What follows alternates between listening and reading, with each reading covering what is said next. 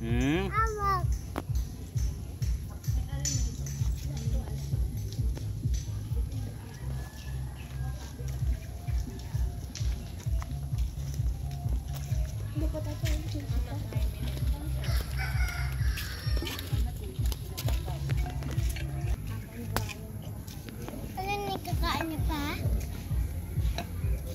Yan po yung mga alaga ko nating iguana.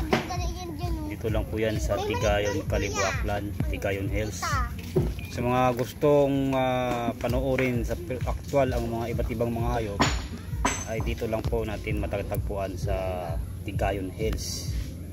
So may mga entrance din po, ibang adult at saka iba rin sa mga bata ang binabayad. Mura lang po sa mga adult ay 100. Oo, pupuntahan din natin yan. Gusto ko sa bumi ng toys. Pero mama, kikita mama yan. Diba pa? Toys. Opo. Ayun, lalaki din sa ano? Dagat.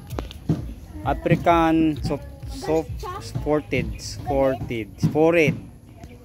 tortoise.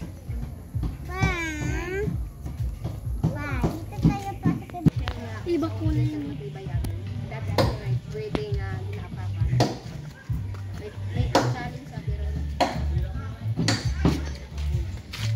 Iba't ibang uri ng iguana.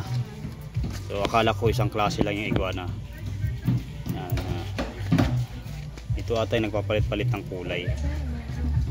Palit-palit kulay yan, yung ano na. So ito naman ang kanyang pagkain ay isang kangkong. Kangkong. Yan. Siyempre po, inuman niya ng tubig dyan. Yan po.